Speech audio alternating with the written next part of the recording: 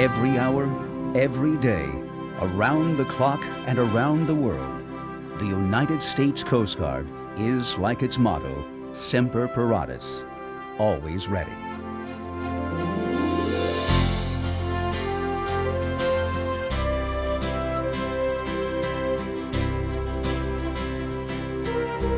Thirteen of the ships patrolling America's shores are 270-foot medium endurance cutters. One of those cutters is the Mohawk. The mission of the Mohawk is primarily search and rescue and law enforcement. Our main objective is to patrol an area, look for vessels to board, and to get on board those vessels. When we deploy, what we generally do is we go to a specific area that we've been assigned, and we'll patrol in conjunction with other Coast Guard units, or sometimes we'll be independent. In the case where we're patrolling, looking for other vessels to board, we'll be looking for compliance to marine requirements, marine safety requirements. Also inspecting the vessel to make sure that they don't have any contraband on board. Ms. Pakayo? Searching stuff. We don't need to get on the other quarter. Okay. Just cheat in a little bit closer. That'd be fine. Speak. I don't want to steal his wind. Okay. An unidentified sailboat has been spotted, which apparently has no radio. The boat is assumed to be Haitian, and the people on board are assumed to speak French.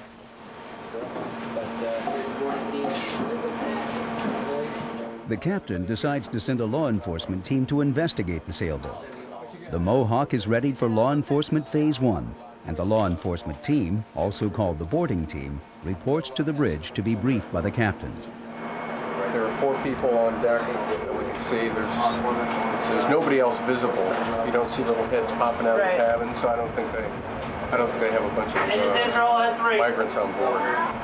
But we don't know what nationality is. We don't even know if he speaks English. They don't have a radio on board. You can't see any antennas or anything, at least. We can't establish communications. Did anybody offer up on French?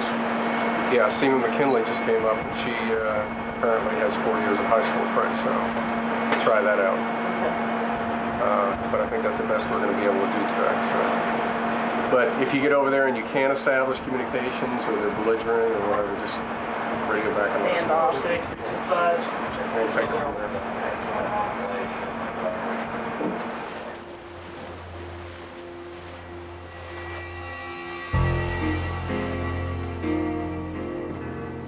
The Mohawk is patrolling in international waters and is governed by international maritime laws. In accordance with maritime laws, the Coast Guard may board at will any United States flag vessel or any unstated vessel at any time. Otherwise, permission must be granted by the master of the vessel or acquired through diplomatic channels from the vessel's home country. Now, Petty Officer Machada and Petty Officer Cutter Whiskey, contacting extension 248, Petty Officer Machada, Petty Officer Cutter Whiskey. As the Mohawk keeps a safe distance, the leaders of the boarding team proceed aft to begin preparations of the boarding process. Now, set LE phase 2. Getting ready to go on this boarding. We'll do the boarding. We'll go over, and I'm not sure what flag vessel it is. What flag vessel is it, ma'am? We don't know. Oh. There's no markings on it at this time. That means it's a unstated vessel, which gives us permission to board it Yeah, anyway. I can get some of this. Expecting any enough trouble? to get the point across, but it's not. Not out here, I don't think so. Looks like they're just out for a daily sail, and they're headed south, which is a good thing for them. It's not a big indicator that's a drug smuggler. maybe it was a video anyways. They were asking for a French speaker earlier, so I speak about as much French as parlez-vous français. Yeah, that's a negative. We're waiting for the rest of our weapons issued and to do our brief. Over. We haven't had a problem in the past with people speaking Spanish because in America it's really fluent for people to speak Spanish. I took 4 years of French in high school, and hopefully I'll be able to help a little bit. It's been a couple years since I've done it, but hopefully I'll know enough in order to get some questions answered. All right, shooters, go ahead and pull your weapons out of your holsters, keeping them pointed over the side. Ensure the decocking levers are in the down and on position. Your fingers outside the trigger guard. Like 15-round magazine in the weapon. Release your slides forward. Place your safety decocking levers in the up and off position. Thumbs behind the hammers. Thumbs behind the hammers. Holster and strap in a loaded weapon.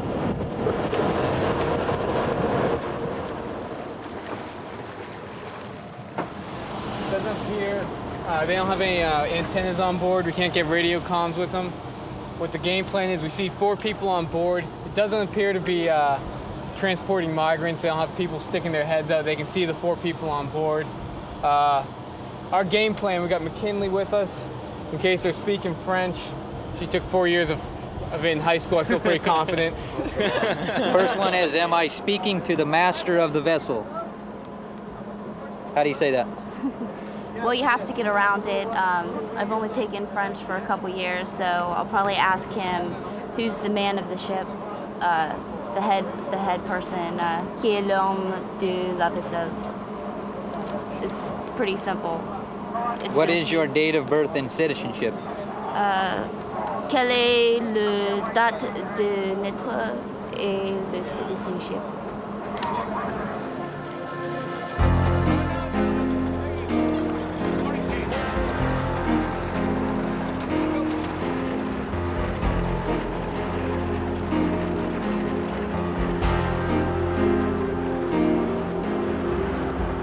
The size of the boarding team is determined by several factors: the overall assessed risk of boarding the vessel's size, and the current sea conditions. Boardings are conducted from a small motorboat called an RHI, or rigid hull inflatable. The RHI's inflatable rubber sides prevent damage to other boats during the boarding process.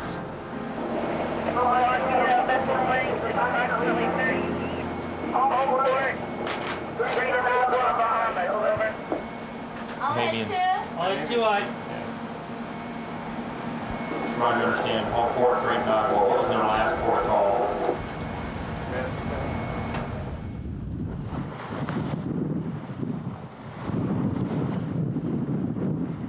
This is a Bahamian vessel. Originally, we thought it was Haitian by its design, and typically the Haitian vessels have like tree trunks and limbs that they use for their mast and spars, and that's what this guy has, but he's Bahamian.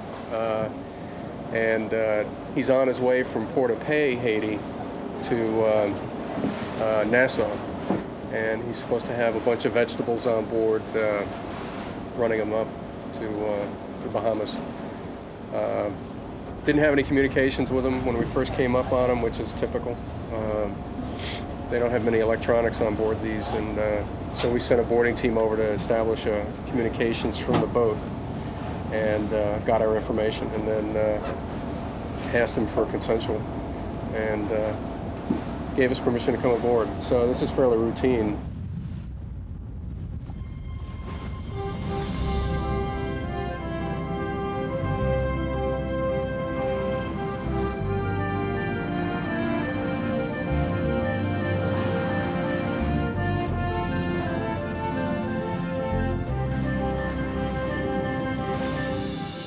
The Mohawk is the last of the Coast Guard's 13 famous cutter-class ships. A medium endurance cutter, the Mohawk measures 270 feet from stem to stern.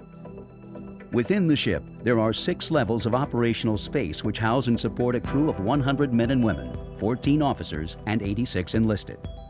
It's powered by 2 4,000 horsepower diesel engines, and it has a top speed of 19.5 knots and a maximum range of 9,900 miles. The Mohawk's primary missions are law enforcement, defense operations, and search and rescue. It's armed with 1 MK-75mm gun and 2 50 caliber machine guns. Its flight deck is capable of landing several types of helicopters. The ship is equipped with 2 small boats used in law enforcement and rescue operations.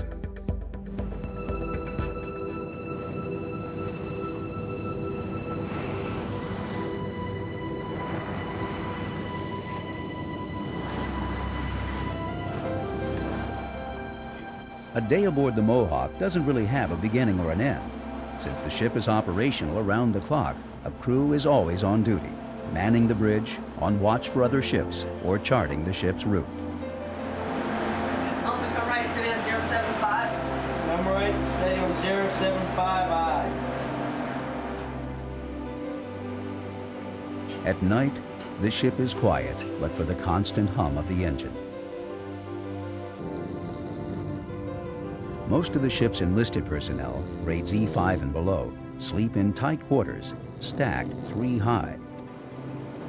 Now, reveille, reveille, reveille. Up all hands, heave out, trace up. Now, reveille. At 6:30 a.m., revelry comes too soon for most.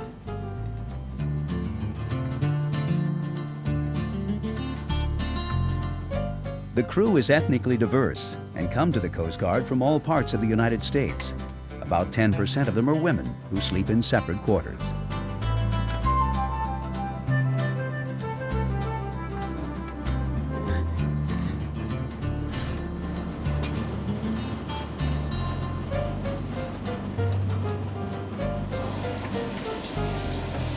There's only 2 showers, so there's not much left to show. We're pretty much staying here from now on.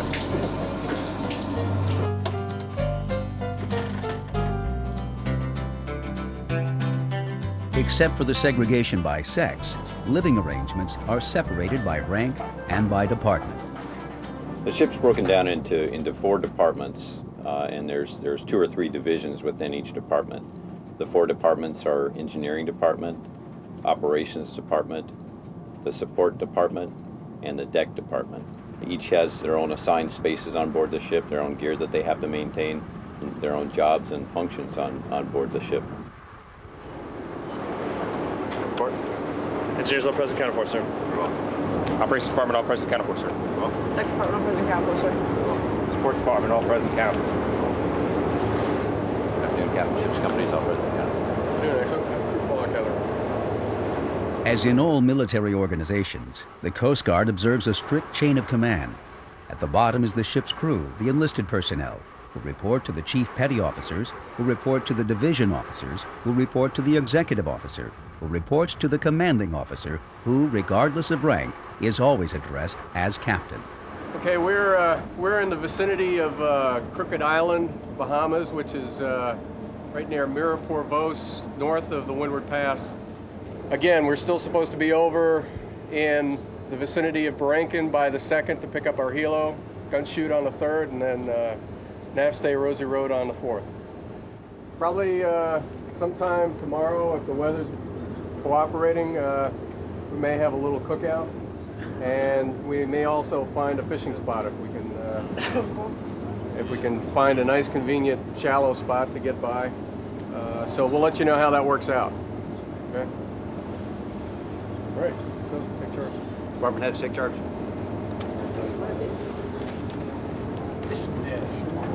Okay, game plan for this today.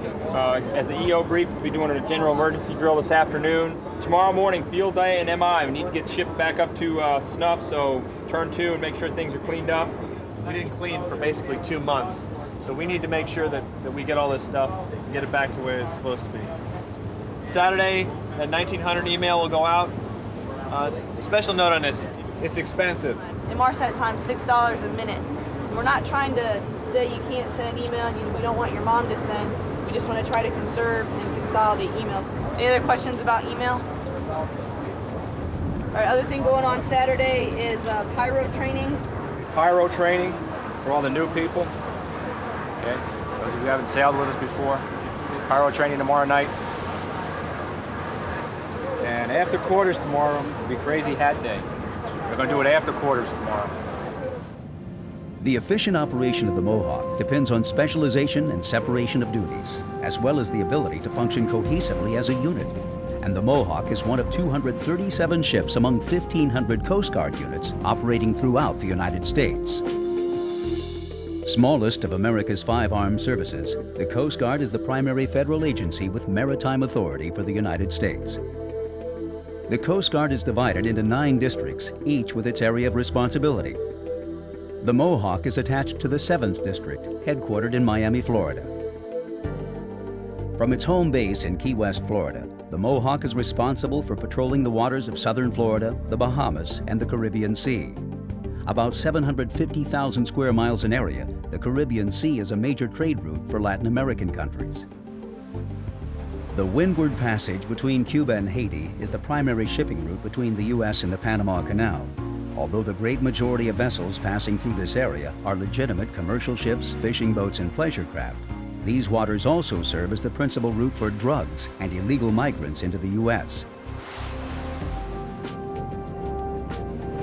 Accordingly, the U.S. Coast Guard has a crucial interest in patrolling this area.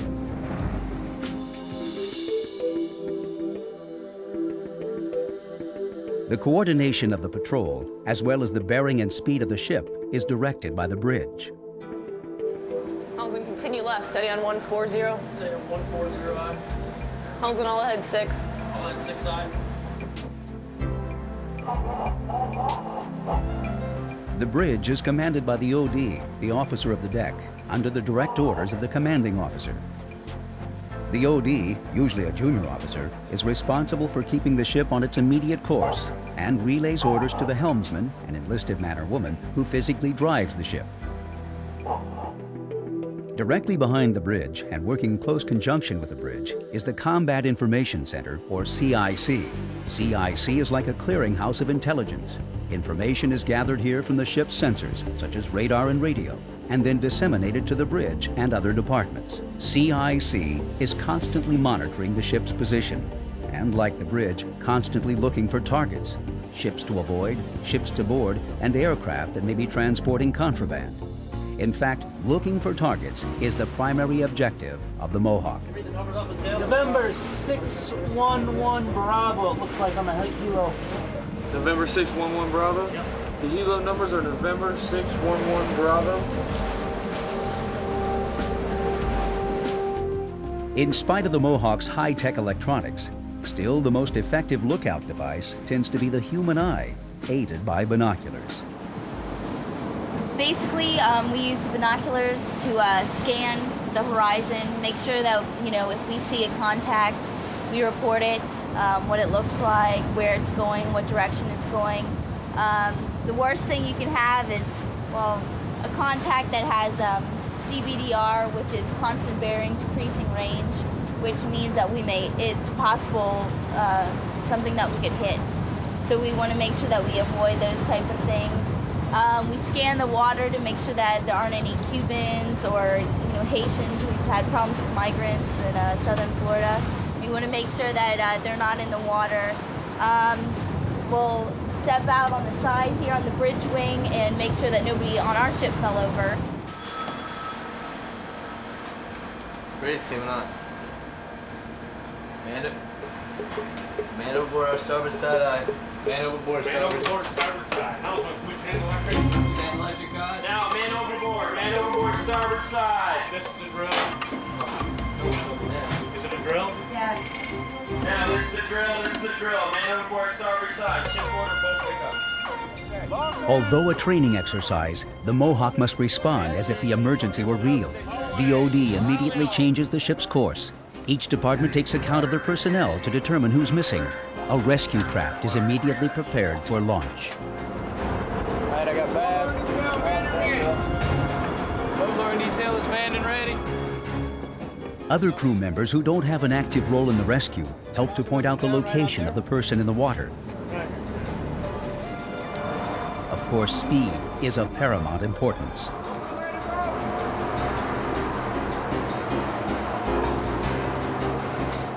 The time it takes to rescue could mean life or death.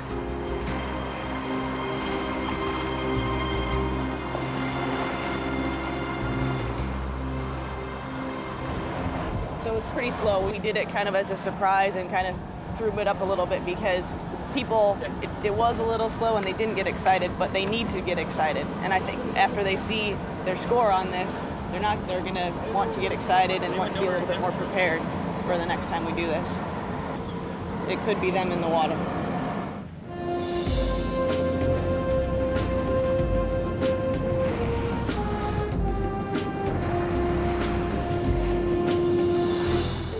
The Mohawk's main deck, one level below the flight deck, spans from stem to stern and houses many of the ship's offices and workshops. The main deck is also the location of the mess deck and galley.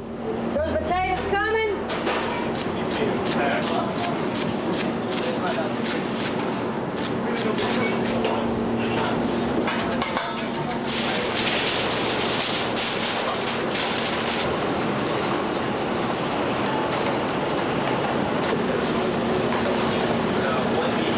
Do you have another gallon pitcher that you can go ahead and fill up? Today we're gonna have our gratin potatoes, and we're gonna have filet mignon. Crab legs, of course. Brownies are for lunch, right? And asparagus, those are two vegetables? Oyster stew. Oyster stew. When you have 100 people waiting on food, you gotta have it done as fast as possible. So you squish them down like so, it kind of makes them they cook a little faster. Squish it down a little bit, take the Chief Special Seasoning. Season them down real good. Especially the tops, because you sit them one right on top of the other, like so. And then I'll put another layer on top so the bottom can be seasoned also. While at sea, the galley is consistently the busiest area of the ship. The galley is operational from 5 a.m. to 3 a.m. the next morning, 22 hours every day, 7 days a week. 5 cooks prepare 4 meals a day in addition to snacks, in a perpetual effort to keep a hungry crew satisfied and nourished. Once a week, the crew is treated to a special meal, usually consisting of steak and seafood. Very good.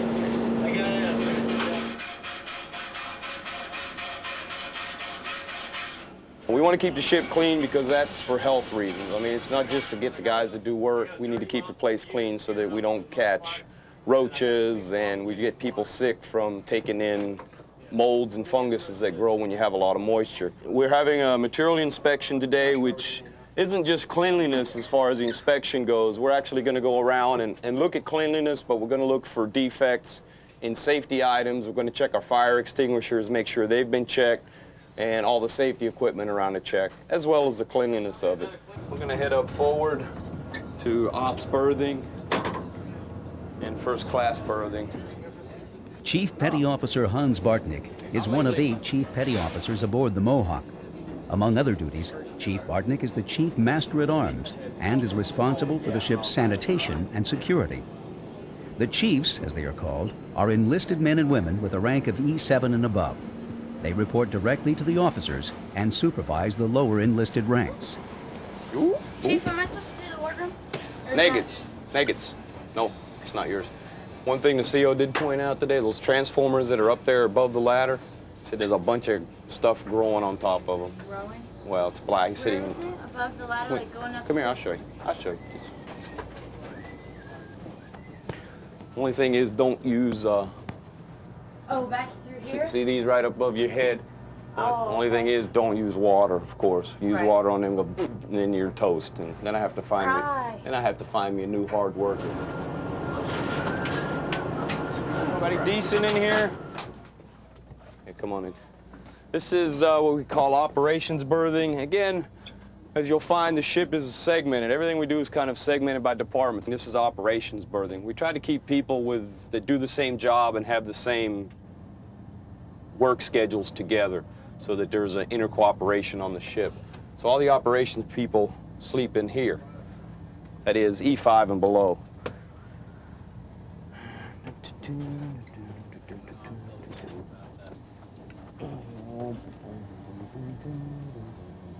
Lombard! Lombard out there, do you run off? What's up, Chief? Under the racks, babe. Under them? Under them. I didn't even need a flashlight, but under that one there's an earplug. There's it hadn't been swept under there. Yeah. They did the usual. They went around all the racks and stuff and didn't. All right, I'll get under there. And see this? Oh. Uh-huh. I didn't get all that. Yep, it works, but it's dirty. Oh, they can get all the horizontals in here. All right, let me go make a pipe. I'll be right back.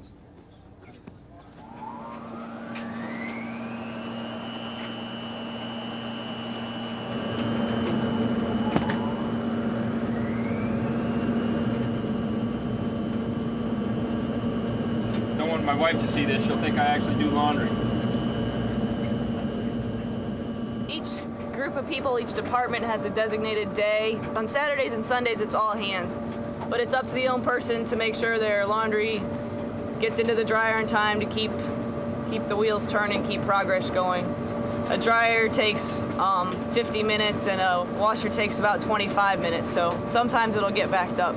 I just took the captain's stuff out of the dryer because it was done, so he was holding up progress a little bit.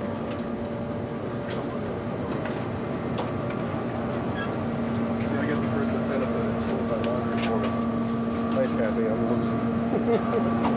Okay, what I just did is basically I'm not pleased with the way this place looks. There's a lot of dust that should have been taken care of that didn't get taken care of. So real soon here we're going to hear a pipe that says all residents of operations berthing lay to the same, and I'm going to have... Now, all residents of ops berthing, not actually on watch, lay to the same. And what I'm going to have them do is basically start from the beginning, start from the top and work their way down till it's done, till it's clean. Looks pretty clean. They did a good job in here, and this is where I'd want it to be clean. 2 showers, you have 2 toilets, a urinal, and 2 sinks for, how many guys we got in here? 21 in here too. 21 man berthing in here as well. So again, you got 21 guys sharing 2 sinks, 2 showers, and 2 toilets.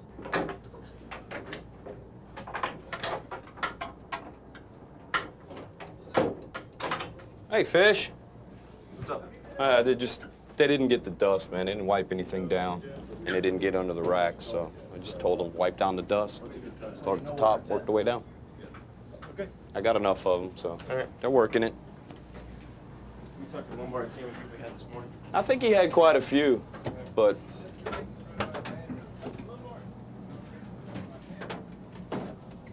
this is operations locker room. This is where they have their stand-up lockers. As you can tell, you have to go across the main passage to actually get here.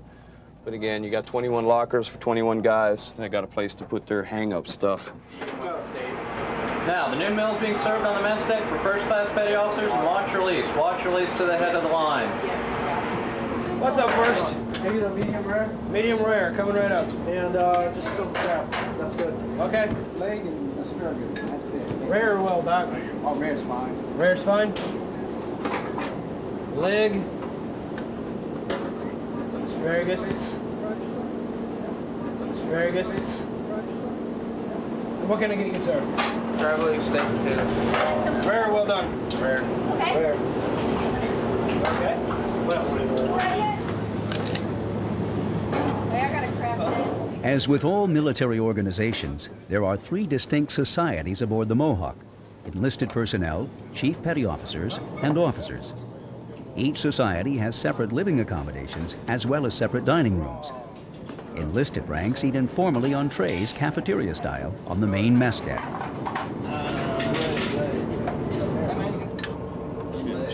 Higher up the chain of command, chief petty officers eat on plates instead of trays. Down. The chiefs have their own dining room and are served by lower-ranking enlisted personnel. The food is still the same, but the service and atmosphere are somewhat better.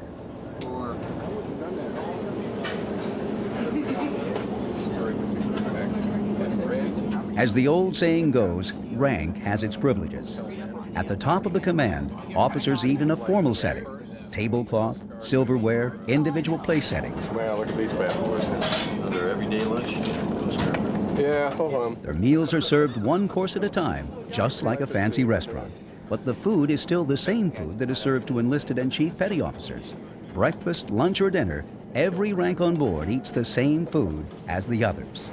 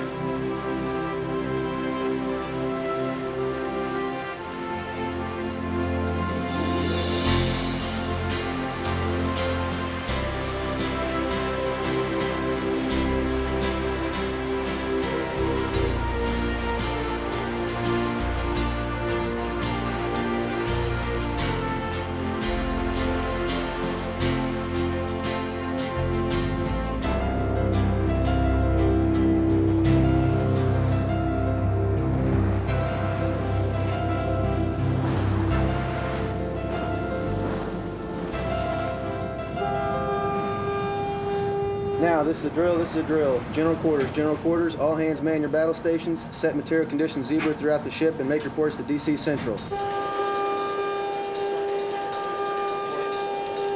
soon as you get your flash gear on, get on your phones. Non-combat phone check. Drills are a routine occurrence aboard the Mohawk.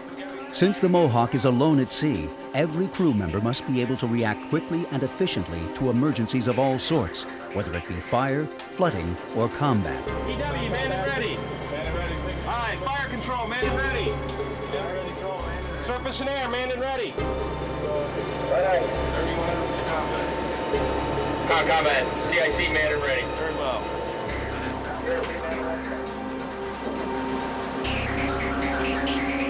Of all the drills conducted aboard the Mohawk, General Quarters is the most serious. Also known as battle stations, General Quarters is the ship's highest state of readiness. Throughout the ship, the crew gets ready for combat. Helmets and fire protection are put on, while every battle station is manned.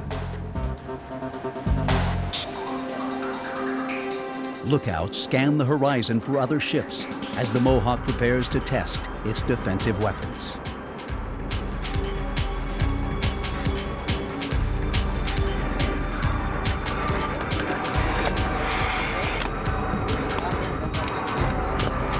Bridge starboard, tube 6,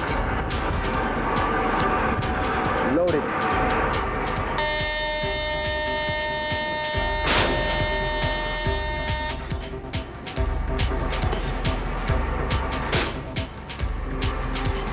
The Mohawk is equipped with a defensive device called Sailboat, which scatters chaff into the air. In the event of a missile attack, the chaff is designed to divert the missile away from the ship.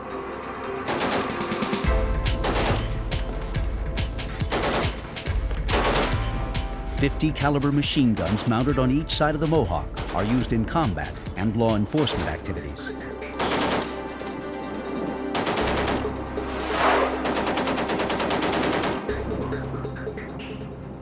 It's been a busy day.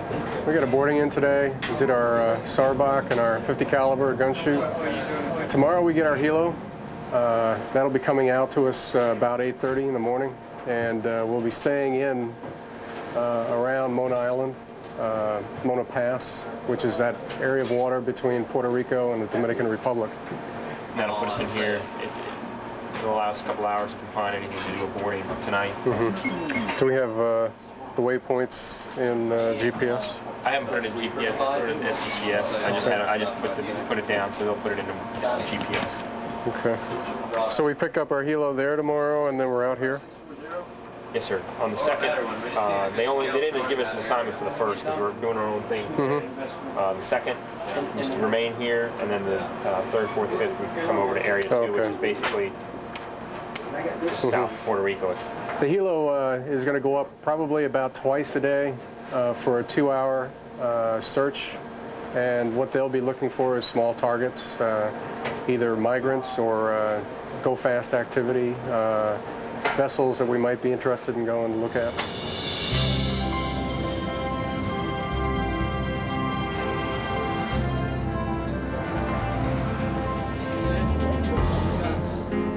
Shipboard helicopter landings and takeoffs are among the most dangerous routine operations aboard the Mohawk. The possibility of a helo crash and fire is always a predominant concern, and extensive safety measures are taken to limit the risks of an accident. Fire and rescue teams prepare for the worst possible scenario. Flight crew members wear color-coded gear that identify their particular responsibilities. The flight deck is combed for debris that could become airborne when subjected to the tremendous force created by the helicopter props. A lifeboat is put on the rail in case of a water rescue.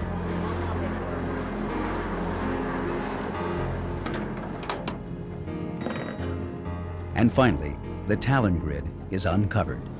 This is what we call a talon grid or a honeycomb. This here is used for helo ops. It's centered pretty much in the center of our flight deck. When the helo comes down to land, there's an arm that comes underneath the helo and actually grabs onto these honeycombs or these circles here. which pretty much secures the helo to the deck. Delta 25, this is Shark 913. I have numbers when you're ready to copy over. Roger, ready to copy numbers. Roger, numbers as follows. Course 075 magnetic, speed 9 knots, barometer 30.22. Request to repeat back altimeter, over. Roger, 3022, pre-lane checks for complete. Request landing with tail line, passenger embarkation, over. Captain, all stations manned and ready. Flight decks manned and ready. Pre-landing checks are complete. Request permission for tail on landing and passenger debarkation. Mission granted for tail on landing. Clear to land with tail on landing. Flight deck con, helo cleared for tail on Delta landing. 25, this is Shark 913. You are clear for tail on landing, passenger debarkation. Take signals from LSO. Once the captain has given permission for the helo to land, the LSO, or landing signal officer, directs the helo onto the deck.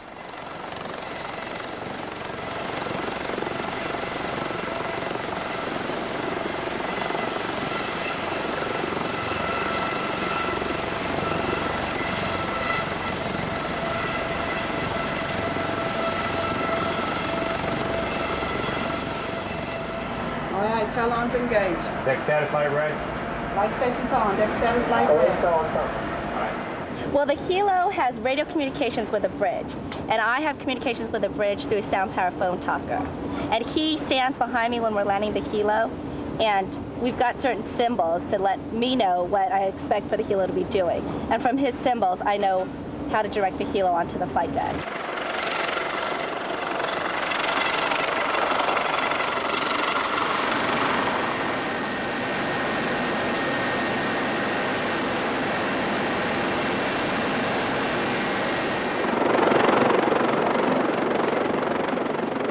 After a brief stop on the Mohawk, the helo departs on its search mission to look for targets to board.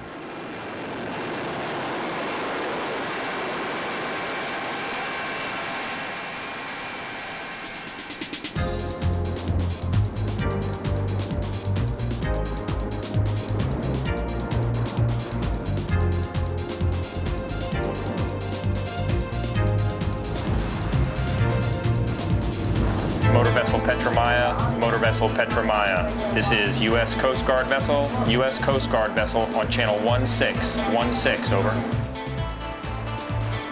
Sailing vessel on a northwesterly heading. This is U.S. Coast Guard vessel. U.S. Coast Guard vessel 2 miles off your port quarter on channel 16, over. This vessel was located by one of our search aircraft. We have a helo and a fixed wing that's up doing searches in this area and reporting back to us what they're finding. And basically what they pass what's called an alpha report, which is a basic description of vessel name, length, antenna configuration, hull colors, things like that we can plug into our database and run to see if we have any LE interest in that contact.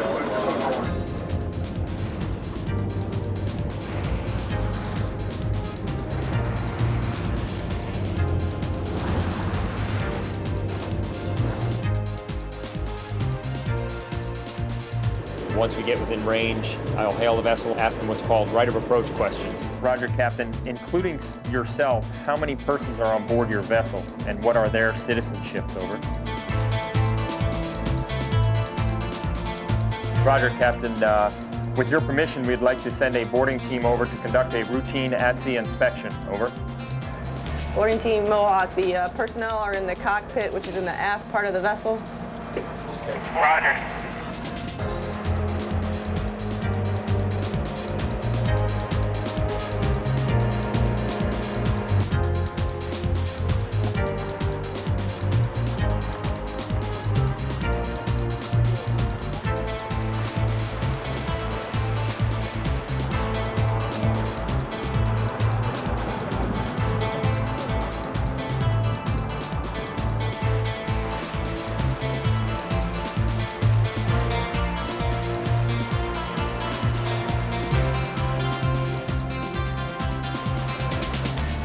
So our boarding team's on board, and they do the initial safety inspection. They'll just go through, take a look at spaces, make sure everything looks the way we'd expect to see it.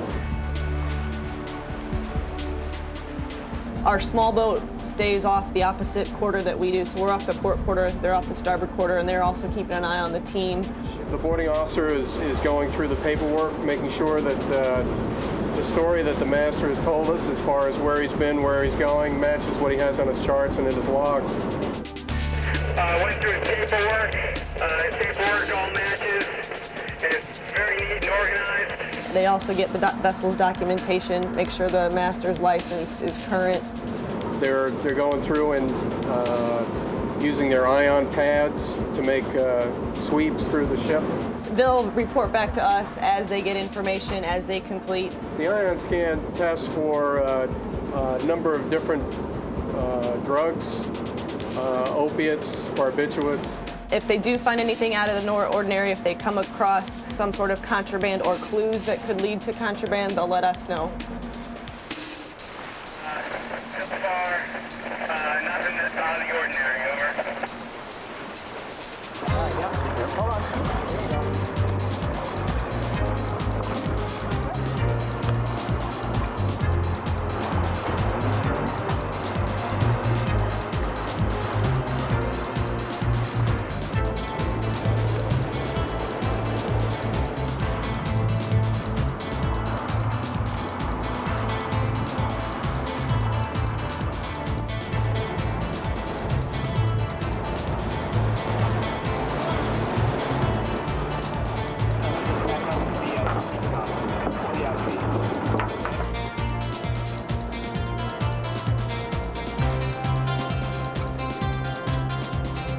All right, good job, guys. Especially Tony and Petek. Yeah. You guys are back up all the way. Pass it to the left of 160. Right standing rudder. Right standing rudder eye. Rudder's right 20 degrees. Right full. Right full eye. Port stop. Port stop eye. All ahead 2. All ahead 2 eye. Our rudder's right 30 degrees. Very well. This island here is Navassa Island. It's to the west of the southern claw of Haiti. It's actually a U.S. possession.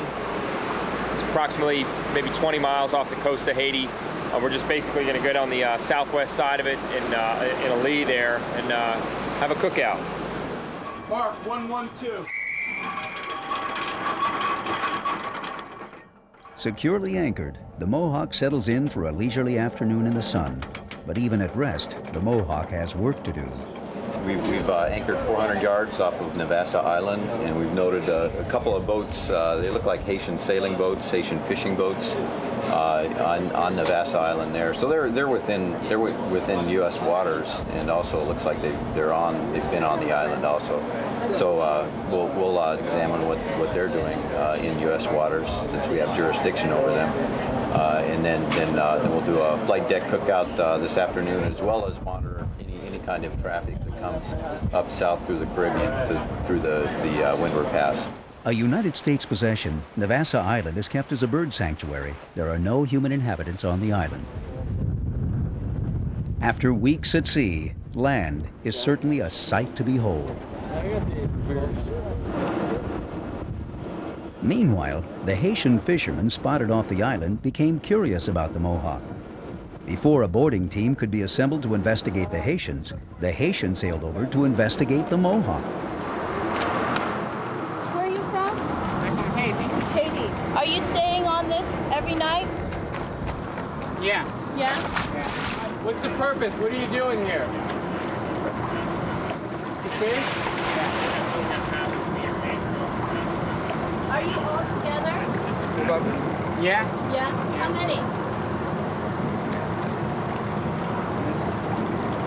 All right, just 11. 11. Yeah. 3 boats?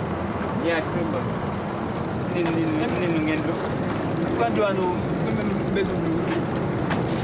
Give us some water. Water? Yeah, water. Give us a bucket. Yeah, this one.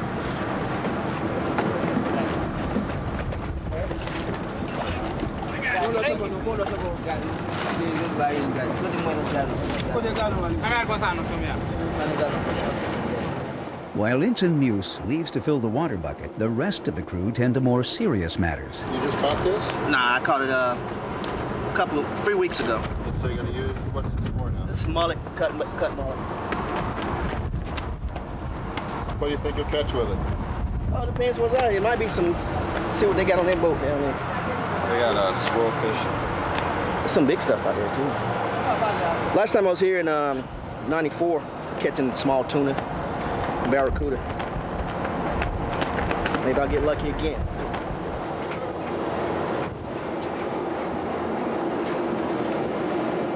Ensign Muse returns with the water for the Haitians. Ready?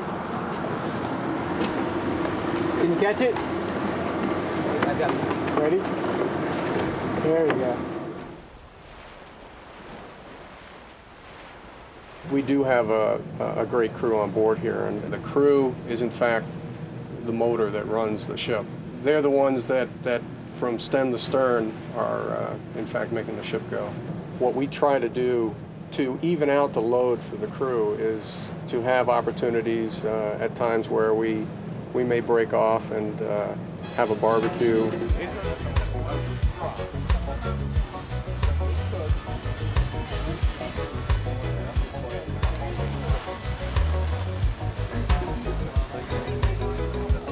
Now, burgers are being served on the mess deck. I think I'm watch release to the head of the line. Somebody want to down flight deck? Correction, flight deck. I know, but it's not well done. Got one over in the middle. In a turn of good favor, the officers prepare this meal for the crew.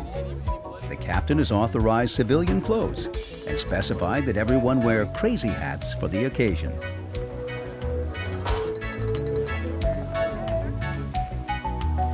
Officers and enlisted alike enjoy a once-a-week break from their daily routines and take advantage of the precious time off.